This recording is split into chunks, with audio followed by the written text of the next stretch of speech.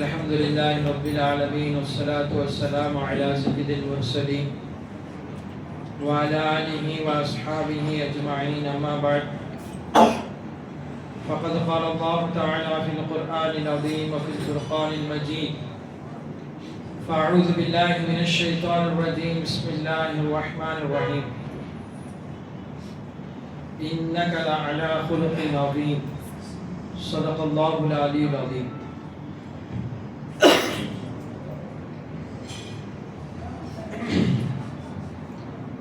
கண்ணியம் பொருந்திய அல்லாஹ்வின் நல்லடியார்களே, இன்றைய தராவியிலே ஓதப்பட்ட சூரா கலம். இந்த சூராவில் அல்லாஹ் தஆலா பெருமானார் ஸல்லல்லாஹு அலைஹி வஸல்லம் அவர்களை உச்சகட்ட அளவில் புகழ்ந்து காட்டுகிறார். எந்த நபியையும் அல்லாஹ் இவ்வளவு புகழ்ந்தான் என்று சொல்ல முடியாது. அந்த அளவுக்கு பெருமானார் ஸல்லல்லாஹு அலைஹி வஸல்லம் அவருடைய புகழை மட்டும் அல்லாஹ் உயர்த்தி பிடிக்கிறார். சொல்ல போனால் எல்லா நபிமார்களுக்கும் ஒரு விதமான தனித்தனி சிறப்புகளை அல்லாஹ் கொடுக்க தான் செய்திருக்கிறார். ஒரு மூசா அலைஹிஸ்ஸலாம் அவர்கள் ஒரு வீரத்திற்கு உதாரணமாகி போகிறார்கள். ஒரு அய்யூப் அலைஹிஸ்ஸலாம் ஒரு பொறுமைக்கு முன் உதாரணமாக இருக்கிறார்கள். ஒரு யூசுப் அலைஹிஸ்ஸலாம் அல்லாஹ்விடத்தில் ஆக சிறந்த அழகு பெற்ற நபியாக ஆகியிருக்கிறார்கள். ஹஜ்ரத் இப்ராஹிம் அலைஹிஸ்ஸலாம் தியாகத்தினுடைய விளைநிலம் இப்ராஹிம் அலைஹிஸ்ஸலாம் அவர்களுக்கு அந்த தனிச்சிறப்பை அல்லாஹ் கொடுத்திருக்கிறார். இப்படி அனைத்து நபிமார்களை எடுத்து பார்த்தாலும் எல்லாருக்கும் அல்லாஹ் ஒரு விதமான தனித்தனி சிறப்புகளை கொடுக்க தான் செய்திருக்கிறார். ஆனால் அந்த அத்தனை சிறப்புகளையும் சேர்த்து யாராவது ஒரு நபிக்கு அல்லாஹ் கொடுத்திருந்தால் இப்படி இருக்கும் என்று நாம் நினைக்கும் வேண்டுமானால் அது பெருமானார் ஸல்லல்லாஹு அலைஹி வஸல்லம் அவர்களாகத்தான் இருப்பார்கள். உச்சகட்ட அழகும் நாயகத்திற்கு சாரம் பொறுமையின் விளைநிலமாகவும் பெருமானார் ஸல்லல்லாஹு அலைஹி வஸல்லம் அவர்கள் இருந்தார்கள். அவர்களுடைய வீரத்திற்கு எதிராக யாரும் வர முடியாத அளவுக்கு அல்லாஹ் வீரத்தை கொடுத்திருந்தார். இப்படி எல்லா துறைகளிலும் பெருமானார் ஸல்லல்லாஹு அலைஹி வஸல்லம் அவர்களை அல்லாஹ் உயர்த்தி பிடித்திருக்கிறார். எனவேதான் எல்லா நபிமார்களுக்கும் தனித்தனி சிறப்புகளை சொன்னபோது ரசூலுல்லாஹி ஸல்லல்லாஹு அலைஹி வஸல்லமுக்கு அதுபோல 1000 தனிச்சிறப்புகள் இருந்தாலும் 19 நாயகத்தை பற்றி அல்லாஹ் இப்படி குர்ஆனில் குறிப்பிடுகிறார். இன்னக லஅலா குலுகின் அதீம். நாயகமே, நீங்கள் யாருக்கும் கொடுக்க பெறாத மாபெரும் பண்புகளை உங்களுக்கு நான் கொடுத்திருக்கிறேன் என்று பெருமானார் ஸல்லல்லாஹு அலைஹி வஸல்லம் குணத்தை வைத்து அல்லாஹ் தஆலா பாராட்டி பேசுகிறார். இன்னைக்கு எத்தனையோ ரசூலுல்லாஹ்வுடைய சுன்னத்தை பின்பற்றுகிறோம். சின்ன சின்ன சுன்னத்துகள் வந்து பெரிய சுன்னத்து வரையும் பெருமானார் ஸல்லல்லாஹு அலைஹி வஸல்லம் இதை இப்படி செய்தார்கள், இதை இப்படி செய்தார்கள். ஒரு செருப்பு போடும் பொழுதும் கூட வலது காலை பெருமானார் ஸல்லல்லாஹு அலைஹி வஸல்லம் முதலிலே போட்டார்கள் என்று அனைத்து விஷயத்திற்கும் நாயகத்துடைய சுன்னத்தை எடுத்து நடக்கிறோம், வரவேற்கத்தக்கது. ஆனால் ரசூலுல்லாஹ்வுடைய சுன்னத்திலே ஆக பெரிய சுன்னத் என்னவென்றால் பெருமானுடைய வாழ்க்கை வழிமுறையிலே நான் இதை கடைபிடிக்கிறேன், இதுதான் எனது ரசூலுல்லாஹ்வுடைய சுன்னத்திலே ஆக பெரும் சுன்னத் என்று ஹதீஸ் ஷரீஃபில் நாம் தேடி பார்த்தால் ஒரே ஒரு சுன்னத்து தான் காண கிடைக்கும். அதுதான் நாயகத்துக்கு இந்த நற்குணம் நமக்கும் வர வேண்டும். நற்குணத்தை விட ரசூலுல்லாஹ்வுக்கு ஆக சிறந்த சுன்னத்து நான் பின்பற்றுகிறேன் என்று யாரும் பின்பற்ற முடியாது. இது சுன்னத்து மட்டுமல்ல, நாளை மறுமையிலே எனக்கு சுவனத்தையும் நரகத்தையும் தீர்ப்பாக்குறது என்பது நரகம், இந்த நற்குணம் தான். நமக்கெல்லாம் தெரியும், மீசானுடைய தராசு நம்முடைய அமல்களை எடுத்து நிற்கப்படும். ஒரு பக்கம் நல்ல அமல், இன்னொரு பக்கம் செய்த அனைத்து விதமான கெட்ட விதமான அமல்கள்.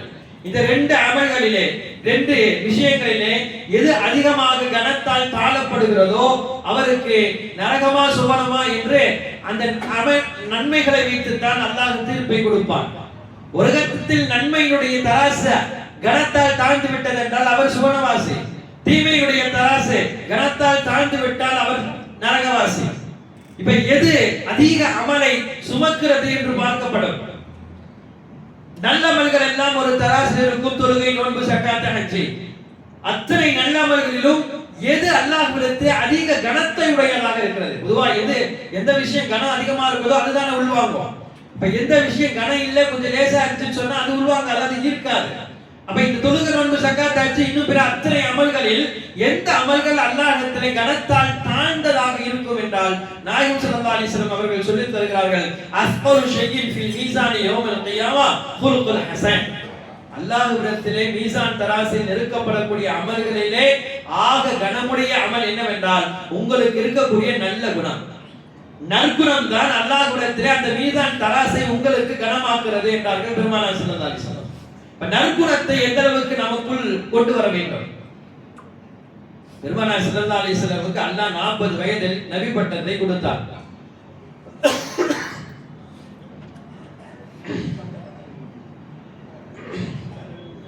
வயது.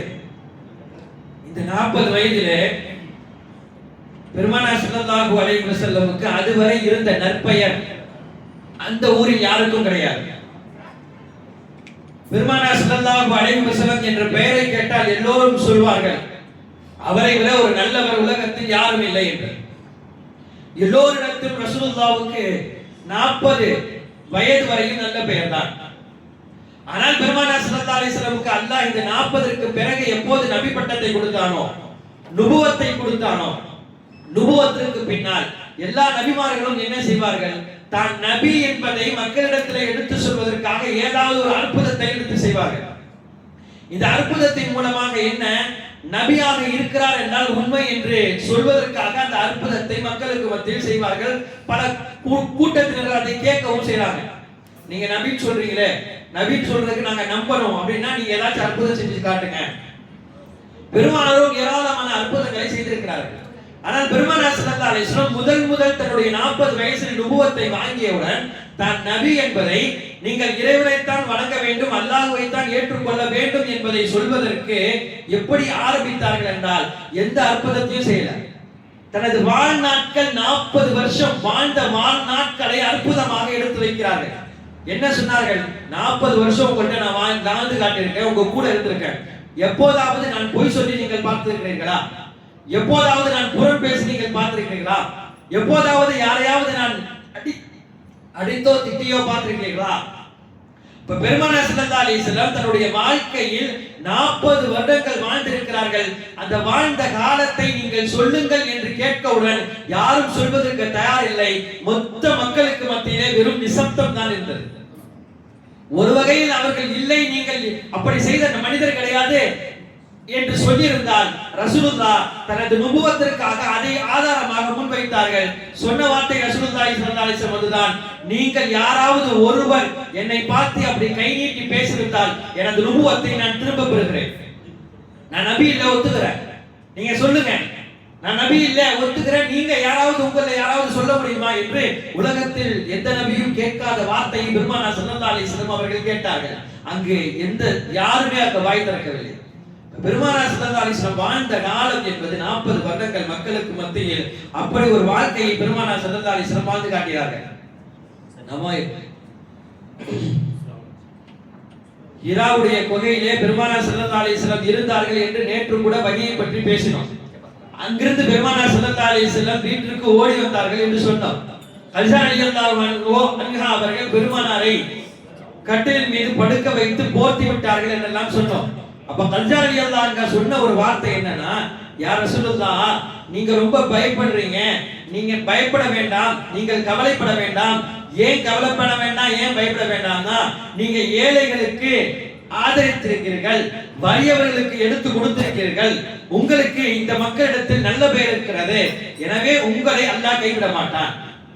ஒரு வித்தியாசமான ஒரு நிகழ்வு உங்களுடைய உடலில் ஏற்படுது என்பதை நினைத்து நீங்கள் கொஞ்சம் பயப்படுவீர்கள். நீங்கள் பயப்பட வேண்டாம். எப்ப ஒரு மனிதன் பயப்பட வேண்டாம் என்று சொன்னால் அவருடைய வாழ்க்கையில் அத்தனை காரியங்களும் நற்குணமாக இருந்தால் அவர் பயப்பட வேண்டாம். பெருமானார் ஸல்லல்லாஹு அலைஹி வஸல்லம் இந்த வஹீக்கு பின்னால் தான் அந்த காலத்தில் இருந்த முந்திய வேதத்தை படித்த ஒருவர், வரகா அவருடைய பெயர், அவரை பார்ப்பதற்காக கல்ஸா ரலியல்லாஹு அன்ஹாவை கூட்டிட்டு சொன்னார். ஏன்னா தனக்கு வந்த ஒரு ஜிப்ரீல் அலைஹிஸ்ஸலாம் வந்து கொடுத்த இந்த வஹீயுடைய விஷயமா பேசுறதுக்காக அதை எடுத்து அந்த வரகாவிடம் எடுத்து சொன்னார்கள். அவர் பழைய வேதத்தில் நன்றாக படித்தவர். அவர் எல்லாம் கேட்டுட்டு நடந்ததெல்லாம் கேட்டுட்டு சொன்ன வார்த்தை, அந்த மூசாவுக்கு எந்த ஜிப்ரீல் வந்தாரோ அவர்தான் உங்களிடத்திலும் வந்திருக்கிறார். அவர்தான் உங்களிடத்தில் வந்திருக்கிறார். உங்களுக்கு அவர் இறை கொள்கையை கொண்டு வந்திருக்கிறார். உங்களை நுபுவத்தினுடைய வழியிலே அவர் போவதற்காக உங்களிடம் அவர் எடுத்து சொல்ல வந்திருக்கிறார் என்று சொல்லிவிட்டு அவர் சொன்னார், இந்த இறை கொள்கையை நீங்கள் மக்களிடத்தில் எடுத்து பிரச்சாரம் செய்யும் பொழுது, நீங்கள் அல்லாஹ்வுடைய தூதர் என்று சொல்லப்படும் பொழுது, இதே மக்கள் உங்களை ஊரை விட்டு வெளியேற்றுவார்கள் என்று சொன்னார்.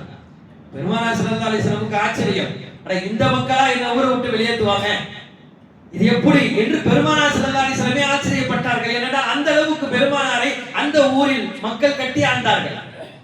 பெருமானார் ஸல்லல்லாஹு அலைஹி வஸல்லம் அதை நம்புவதற்கு கூட தயார் இல்லை.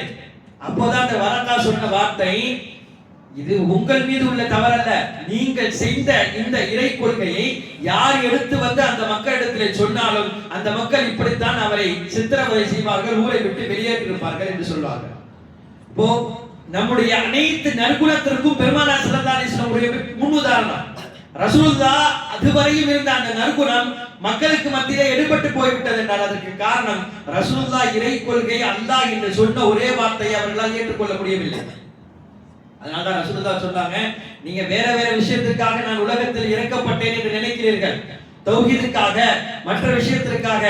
எப்படி இந்த முஹம்மத் தௌஹீதுக்காக வேண்டியும் மக்களை நேர்வழிப்படுத்துவதற்காக வேண்டி உலகத்தில் அனுப்பப்பட்டானோ அதுபோலதான் இன்னமா புஇத்து லியுதம்மிம மகாரிமல் அக்லாக், உலகத்தில் நற்குணத்தை பரிபடுத்துவதற்காக என்னை அல்லாஹ் அனுப்பியிருக்கிறார். நற்குணத்தை நிரப்புவதற்காக அல்லாஹ் என்னை அனுப்பியிருக்கிறான். வார்த்தையால் சொல்லவில்லை, வாழ்க்கையால் வாழ்ந்து காட்டிய நபி ஸல்லல்லாஹு அலைஹி வஸல்லம். எதிரிகள் கூட இப்படி ஒரு மனிதர் இருப்பாரா என்று ரசூலை பார்த்து பிரமிச்சு போயிருக்கிறார்கள்.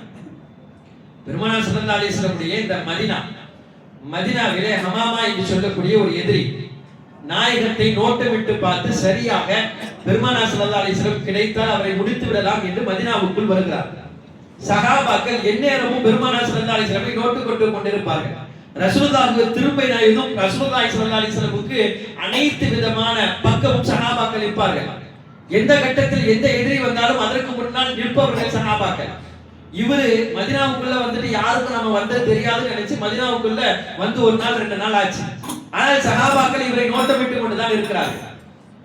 ஒரு கட்டம் வரையும் பார்த்தாங்க, வரத்து சரியில்லையே, இவரு மறுபடியும் இங்க இருந்து கிளம்புற மாதிரி தெரியல, எங்கெல்லாம் வர கட்டிருக்காரு. அவரை கூப்பிட்டு கேட்டாங்க, ஒரு சாபி, என்ன விஷயம், எதுக்காண்டி வந்தீங்க, இங்க எங்க இருக்கீங்க? இல்ல நான் இஹ்ராம் கேட்டிருக்கேன், எனக்கு தெரியலையா, என்ன தெரியலையா, நான் ஹஜ் செய்யறதுக்காண்டி வந்திருக்கேன். ஹஜ் செய்யறதுக்காண்டி உம்ரா செய்யறதுக்காண்டி வந்தா நீங்க போக வேண்டிய இடம் காபா, இங்க எதுக்கு வரணும்? மதீனாவுக்கு வர வேண்டிய தேவை என்ன இருக்குது? நீங்க எங்க இருந்து வரீங்க? நான் ரியாத்ல இருந்து வரேன். ரியாத்ல இருந்து வந்தா இங்க வரவே தேவையில்லையே. நாம ஹஜ் முடிச்சிட்டு ரசூலுல்லாஹ்வை பார்க்க வர, ரசூலுல்லாஹ்வுடைய அந்த வஃபாத்துக்கு பின்னால் அது வேற. அப்ப அந்த அமல் அப்போது இல்லவே இல்லை. இப்ப ரசூலுல்லாஹ்வை நான் பார்க்க வரேன்னு சொன்னா சரி, ரசூலுல்லாஹ்வை பார்க்க வந்தான்னு விட்டுறலாம். ஆனா இவர் என்ன சொல்றாரு, இஹ்ராம் கேட்டிருக்கேன், நான் காபாவுக்கு வந்த உம்ரா செய்ய வந்தேன்னு சொல்றாரு.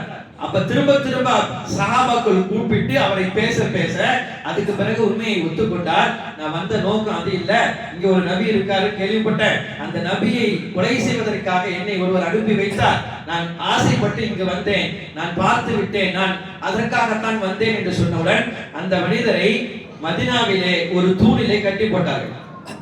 கட்டி போட்டு ரசூலுல்லாஹ்வுக்கு அந்த செய்தியை எடுத்து சொல்லப்பட்டது.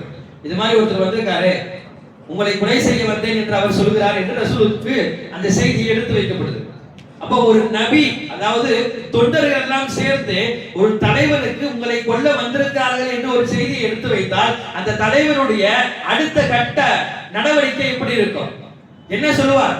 அவர்கிட்ட அதெல்லாம் கேட்டுட்டு ஒரு கட்டி வச்சு அவர் அழகு பார்த்தீங்களா, முதல்ல அவர் முடிச்சு விட்டுருக்கலாமா? இப்படித்தானே ஒரு தலைவன் சொல்ல வேண்டும். பெருமானார் ஸல்லல்லாஹு அலைஹி வஸல்லம் சொன்ன வார்த்தை, அவர் அப்படியே கட்டி இருக்கட்டும், நான் வரேன் அப்படின்னு சொல்லிட்டார். பெருமானாரும் வந்து விட்டார்கள். 3 நாட்கள் அவர் கட்டி வைக்கப்பட்டது. கட்டி வைக்கப்பட்டவர் 3வது நாட்கள் எல்லாம் முடிஞ்ச பிறகு அவர் அவுத்து விட்டார். அவுத்து விட்டு ரசூலுல்லாஹ் சொன்னாங்க, நீ எங்க போறமோ போய்க்கோ பாய் கூப்பிட்டாங்க. சஹாபாக்கள் எல்லாம் ஆச்சரியம், ரசூலுல்லாஹ் என்ன செய்யறாங்க, இவ போயிட்டு சும்மா இருப்பானா, அடுத்து வேற மாதிரி ஆட்களை கூட்டிட்டு வருவான், ரசூலுல்லாஹி ஸல்லல்லாஹு அலைஹி வஸல்லம் இவ்வளவு அசால்ட்டா இவனை விட்டுட்டாங்களே என்று சஹாபாக்களுக்கு ஒரு பக்கம் ஒரு சின்ன கவலை இருந்தது, கோபம் இருந்தது. ஆனால் போனவர் போய் குளித்து கிழித்து வந்து நான் ரசூலை பார்க்கணும், மறுபடியும் சஹாபாக்கிட்ட கேட்கிறார், இப்போ எதுக்கு ரசூலை பார்க்கணும், ரசூலுல்லாஹி ஸல்லல்லாஹு அலைஹி வஸல்லம் விட்டுட்டாங்க, நீ போக வேண்டியதானே, மறுபடியும் நபியை பார்க்கணும் எதுக்கு வந்துக்கிட்ட என்று கேட்கும் பொழுது, இல்ல ஒரே ஒரு விஷயம் பேசிட்டு போயிடுறேன், என்று அனுமதி கேட்டு ரசூலுல்லாஹி ஸல்லல்லாஹு அலைஹி வஸல்லம் கிட்ட வந்து அவர் சொன்னார், யா ரசூலுல்லாஹ், நான் இஸ்லாத்துக்குள்ளே வருகிறேன், நான் ஈமானை ஏற்றுக்கொண்டேன். ஈமானை ஏற்றுக்கொள்வதற்கு நாயகம் அவரை உட்கார வச்சு பேசல. எப்பா நீ செய்யறதெல்லாம் தவறுப்பா, இதெல்லாம் கிடையாதுப்பா, இதெல்லாம் இஸ்லாத்துல இல்ல, இஸ்லாத்தினுடைய நடைமுறை இது எதுவுமே சொல்லல. அப்ப என்னதான் செய்யப்பட்டது? 3 நாட்கள் மதீனாவிலே ஒரு தூணிலே அவர் கட்டப்பட்டு வைத்திருந்தார். மதீனாவுடைய தூண்கள் என்பது மஸ்ஜித் நபியிலே ஒரு 7 விதமான தூண்கள் இருக்கிறது. ஒவ்வொரு தூணுக்கு பின்னால் பெரிய சரித்திரம் இருக்கிறது. அந்த சரித்திரம் என்றால் முழுக்க முழுக்க சஹாபாக்கள் சுத்தி சுத்தி அந்த தூணை தான் வருவார்கள். என்ன, பெருமானார் உட்கார்வதற்கு ஒரு தூண், பெருமானார் ஸல்லல்லாஹு அலைஹி வஸல்லம் பெரும் இஸ்லாத்திற்கு வருவர்களை சந்திப்பதற்காக இன்னொரு தூண். முழுக்க முழுக்க இஸ்லாம் பரப்பப்படுவதும் சஹாபாக்களுடைய பேச்சுவார்த்தை எல்லாமே அந்த மஸ்ஜித் நபவிக்குள்ளே தான் நடக்கும். இதை பார்த்து பார்த்து பார்த்து இவ்வளவு அழகான இந்த இஸ்லாத்தை எதிர்ப்பதற்காக, இந்த நபியை கொலை செய்வதற்காக நான் வந்தேன் என்று சொல்லி அவர் இஸ்லாத்திற்குள்ளே வந்துவிட்டு சொன்னார், யா ரசூலுல்லாஹ், 3 நாட்களுக்கு முன்னால் உலகத்தில் எனக்கு பிடிக்காத ஒரு முகம் இருந்தால் அது உங்கள் முகம். இப்போது சொல்கிறேன், இந்த 3 நாட்கள் கழித்து உலகத்தில் ஆக சிறந்த முகம் என்று எனக்கு தெரிந்தால் அது உங்களுடைய முகம் தான் நாயகமே ஸல்லல்லாஹு அலைஹி வஸல்லம் என்று சொல்கிறார். ரசூலுடைய இந்த நற்குணத்தினால் ஈர்க்கப்பட்டார்கள் இஸ்லாத்தை நோக்கி. பெருமானார் ஸல்லல்லாஹு அலைஹி வஸல்லம் யாரையும் உட்கார வைத்து இது அப்படி அது அப்படிலாம் சொல்லல. நாயகத்தினுடைய நடைமுறை வாழ்க்கை என்பது அனைவருக்கும் முன்மாதிரியாக போனது. பெருமானார் அப்படி வாழ்க்கை வாழ்ந்தார்கள்.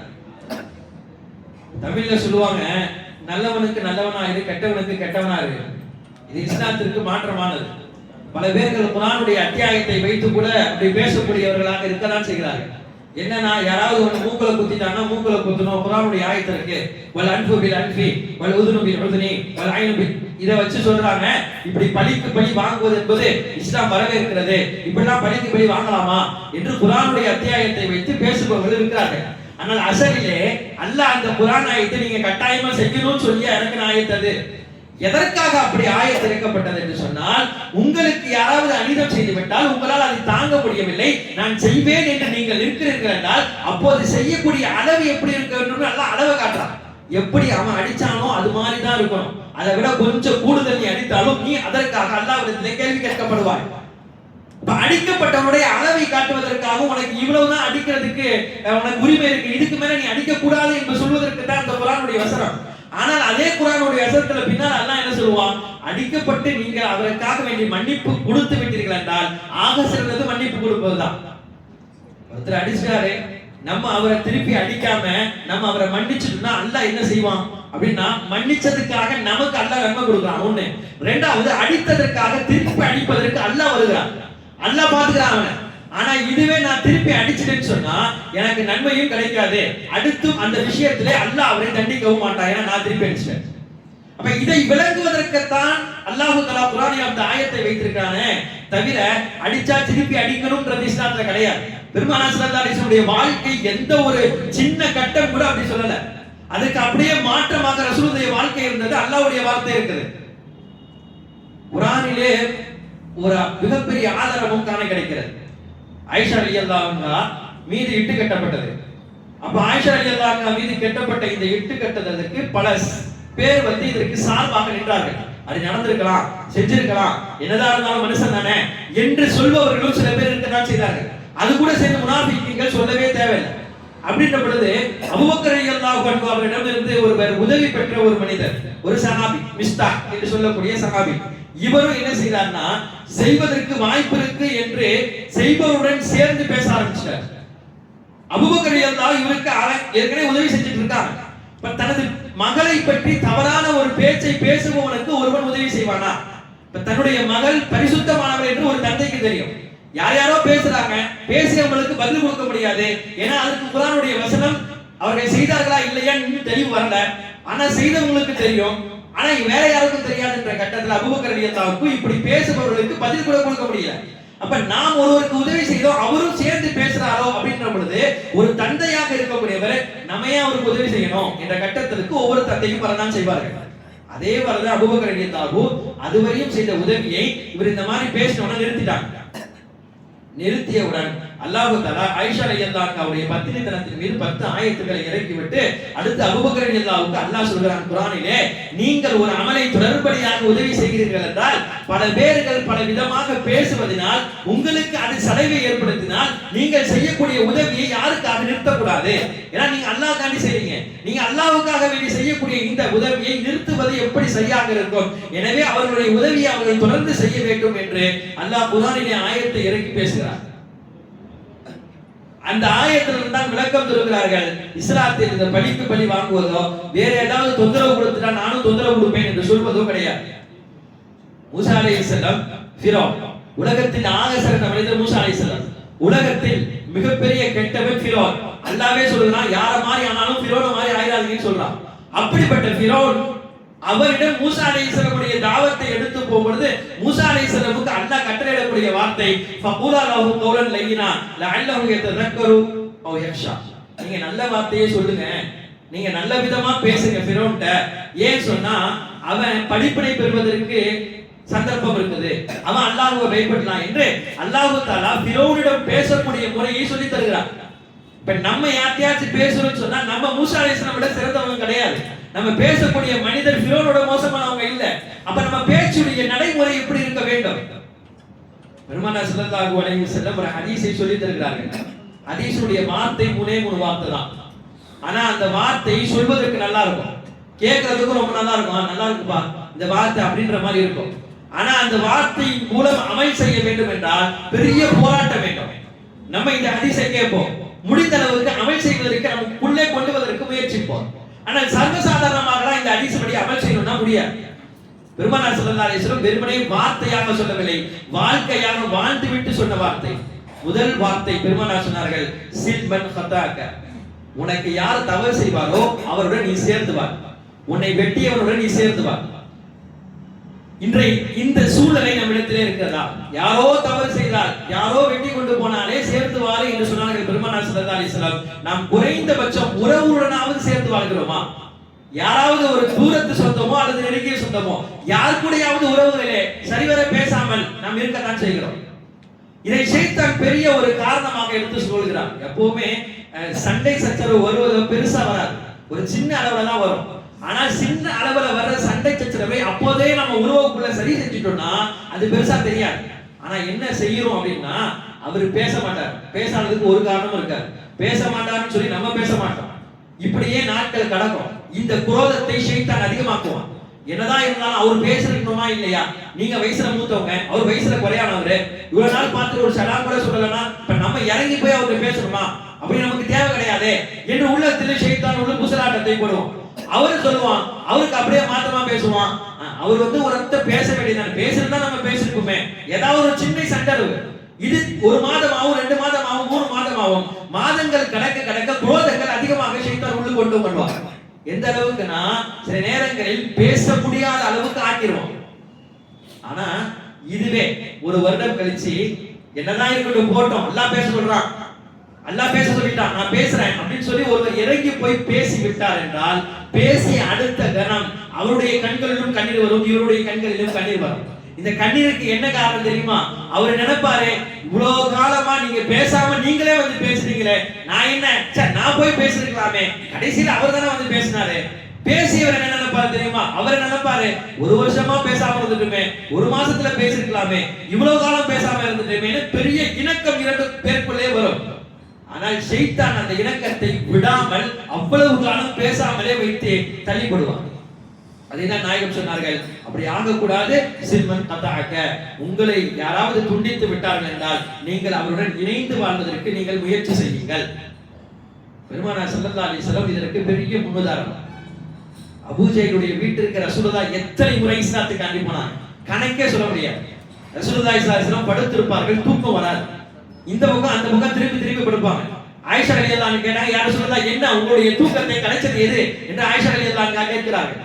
பெருமானார் ஸல்லல்லாஹு அலைஹி வஸல்லம் சொன்னார்கள், இல்லை ஆயிஷா, அந்த மனிதர் நல்ல மனிதர், அவர் காஃபிரா இருக்கார், அவர் இஸ்லாத்துக்கு வந்துட்டா நல்லா இருக்குமே.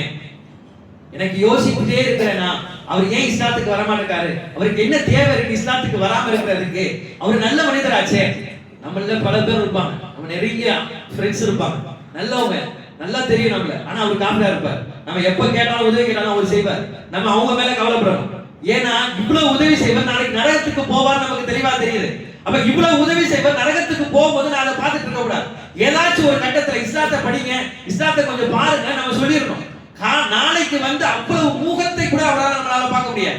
அவர் வந்து நிக்கிறாரு, இவ்வளவு உன்ட்ட பழகினப்பா, அல்லாஹ் தான் இறைவன் தெரியுது, ஒரு வார்த்தை இஸ்லாத்தை பத்தி எடுத்து சொல்லலையேன்னு கேட்டா பெருமானார் ஸல்லல்லாஹு அலைஹி வஸல்லம் அந்த கவலையில திரும்ப திரும்ப படுத்த ரசூலுல்லாஹ்க்கு பல நாட்கள் தூக்கம் போனது. தூக்கம் போனதுக்கு காரணம் என்னன்னா, அபூஜஹல் இஸ்லாத்துக்கு வரல, பல தடவை நான் சொல்லிட்டேன். இவர் இஸ்லாத்துக்கு வரல, பல தடவை சொல்லிட்டேன். இவங்கலாம் இன்னைக்கு இஸ்லாத்துக்கு வர போறார்கள் என்று பெருமானார் ஸல்லல்லாஹு அலைஹி வஸல்லம் அவர்களை நினைத்து பட்ட கஷ்டங்கள் ஏராளம். இரண்டாவது ஹதீஸில் வருகிறது, வஅஃபு அம்மன் ஸலமக், உனக்கு யார் அநீதம் செய்வாரோ அவரை நீ மன்னித்து விடு. பெருமானார் ஸல்லல்லாஹு அலைஹி வஸல்லம் மன்னிப்பை உலகத்தில் சொல்ல முடியாது.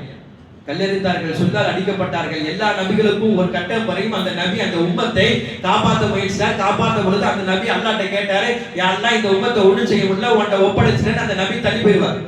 இது பெருமானார் நபியுடைய நடைமுறை வாழ்க்கையாக இருந்துச்சு. ஆனால் ரசூலுல்லாஹ்வுக்கு இந்த கட்டம் வந்தா, நாயகமுக்கும் இந்த கட்டம் வந்தது. கடைசி கட்டத்தில் பெருமானார் ஸல்லல்லாஹு அலைஹி வஸல்லம் தாயிஃபிலே எல்லாரும் அடிக்கப்பட்டு பெருமானார் உருகுலையாக நிற்கும் பொழுது மலக்குமார்கள் நேராக வந்து ரசூலுல்லாஹ்விடம் கேட்க வந்து விட்டார்கள். எல்லா நபிமார்களும் கை தூக்கி மலக்கு வருவார்கள். இங்கு ரசூலுல்லாஹ் கை தூக்கல, கை தூக்காமே மலக்கு வந்து கேட்கிறார், சொல்லுங்கள் நாயகமே, இந்த ரெண்டு மலைக்குள்ளே அவர்களை நசுக்கி விடவா என்று கேட்கிறார்.